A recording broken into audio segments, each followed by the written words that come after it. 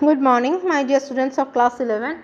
This is the English online classes by Paro ma'am from Paradise Convent School.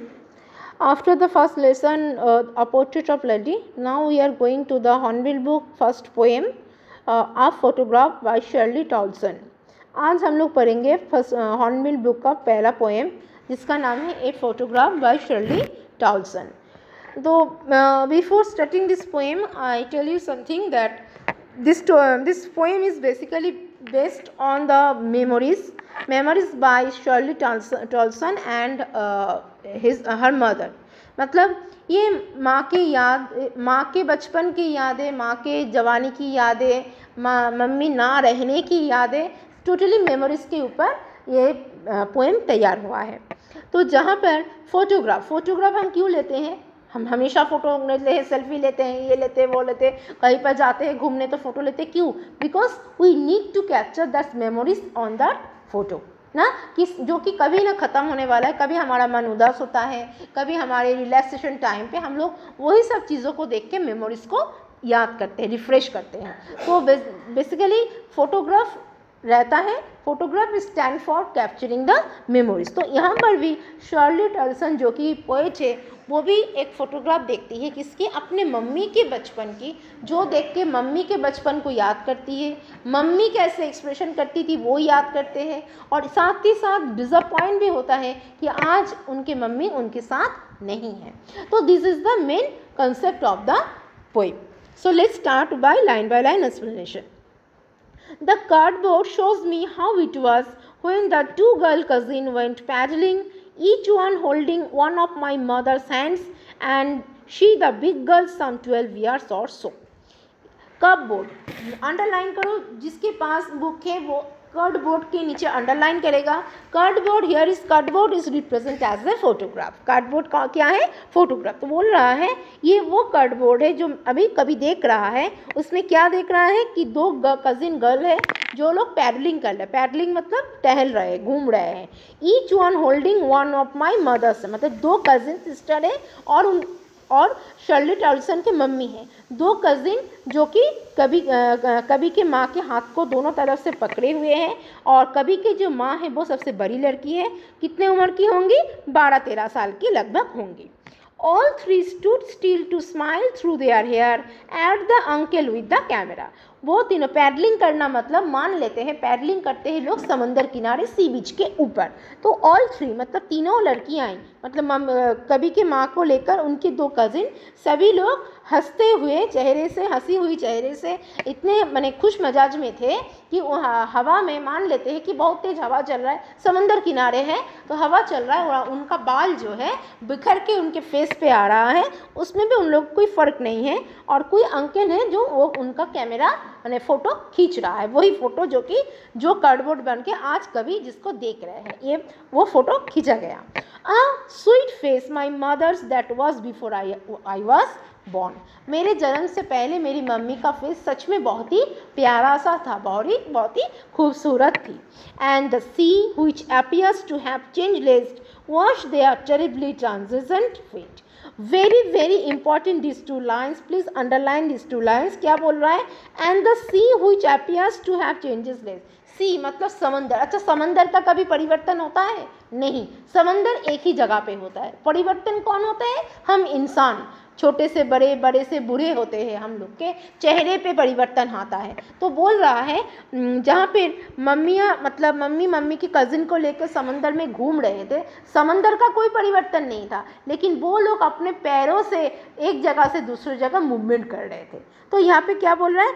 Transient fit मतलब something that never change, something that never change that is transient. लेकिन change माने change कौन सा चीज़ change नहीं होता है? सी, समंदर एक ही जगह पर होता है. लेकिन इंसान का जो नेचर है, इंसान का जो फिजिकली नेचर होता है वो चेंजेस होता रहता है. मतलब कभी के जन्म से पहले उनकी माँ दिखने में जितनी खूबसूरत थी, at the end of the his life उतना तो, एंड ऑफ हर लाइफ उतना तो खूबसूरत नहीं रहेगी ना. तो चेंजेस आता है. बोले ये नेचुरल थिंग्स कभी कभी चेंज नहीं होता है, लेकिन हम ह्यूमन बींग्स के अंदर ये चेंज आता है. नाउ सेकंड स्टैंजर में कभी बोल रहा है, देखो फर्स्ट यहाँ पे 3 फेज है. फर्स्ट फेज में कभी के हाथ में एक कार्डबोर्ड है, मतलब एक फ़ोटोग्राफ है, जो फ़ोटोग्राफ देख के कभी अपने माँ के बचपन की यादों को याद कर रहा है। ओके, अब सेकेंड स्टैंडर्ड में देखो क्या होता है। सेकेंड स्टैंडर्ड में बोल रहा है सम 20-30 ईयर्स लेटर, मतलब जब उनके मम्मी का 11-12 साल था, उससे 20-30 साल बाद की घटना। she would laughed at the snapshot. See Betty and Dolly, she would say, and look how they dressed us for the beach. अब सेकेंड स्टैंडर्ड में कभी के मम्मी फर्स्ट स्टैंडर्ड में कभी याद करता है फोटोग्राफ देख के अपने माँ के बचपन की कहानी को, और सेकेंड स्टैंडर्ड में कभी के माँ याद करती है वही फोटोग्राफ को दिखा के अपने बच्चों को कि देखो बेटी एंड डॉली कि हम लोग जब समंदर किनारे जाते थे तब कितना सज बज के जाते थे। मतलब पहले स्टैंडर्ड में कभी वही कार्डबोर्ड को देख के मम्मी के बचपन याद कर रहा है, और सेकेंड स्टैंडर्ड में जब मम्मी जिंदा थी तब मम्मी भी अपने बचपन की वही कार्डबोर्ड को देख के अपने बच्चों को बता रहा है कि कैसे वो लोग जब समंदर किनारे घूमने जाते थे कैसे ड्रेसअप करते थे। The C holiday was her past, मतलब कभी की माँ सोचती है वो समंदर के बिताए हुआ छुट्टी के दिन उनका बीत चुका है। माइन इज हर लाफ्टर, अभी वो देख के कभी की मम्मी को हंसी आती है। But both wry with the labour is of loss, ये लाइन भी अंडरलाइन करो। Both wry with the labour is of loss, both राई मतलब पहला स्टैंडर्ड जो कि कभी अपने मम्मी का फोटो देख के याद करता है मम्मी के बचपन को जो अभी मिस कर रहा है क्योंकि अभी उनके माँ नहीं है, और सेकेंड स्टैंडर्ड में कभी का मम्मी अपने जवानी को अपने बचपन को याद कर रहा है जो भी बीत चुका है ना। परिवर्तन होता है, समंदर तो नहीं होता, ये तो होता है। तो दोनों का ही अंदर एक दुख है, इसीलिए बोल रहा है both wry with the laboured ease of loss. Laboured मतलब जो कठिनाई से होती है और ईज जो कि आसानी से होता है। यहाँ पे लेवर और ईज को एक साथ यूज़ किया गया है, इसको बोला जाता है ऑक्सीमोरन। इसको बोला जाता है क्या?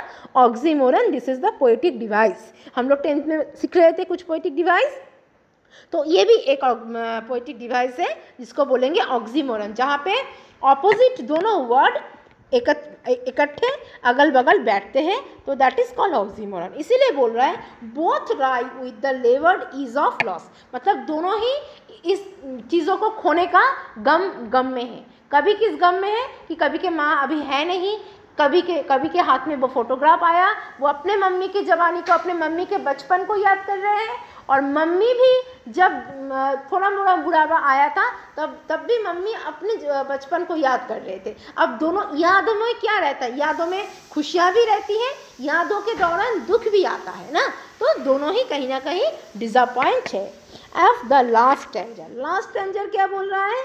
Now she has been dead nearly as many years as that girl did. आज बहुत दिन हो गया है, आज वो मेरी माँ, वो लड़की, जो लड़की की फ़ोटो मैं देख रहा हूँ, मतलब कभी बोल रही है, वो बहुत साल हो गया मुझे छोड़ के चली गई है। And of this circumstances there is nothing to say at all, it's silent silences.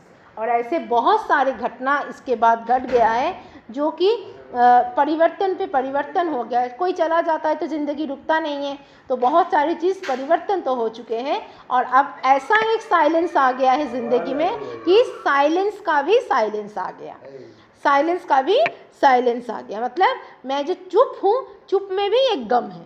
मतलब माँ को खो डालना एक गम है, माँ के बचपन को, यादों को देखना, मतलब वही मम्मी की याद, वो भी याद आ रहा है, वो भी एक गम है, और मम्मी भी जो अपने बचपन को याद करके दुखी हुई थी, वो भी एक गम है। मतलब सभी साइलेंस में भी एक साइलेंस आ गया है, मतलब एक शांति आ गई है।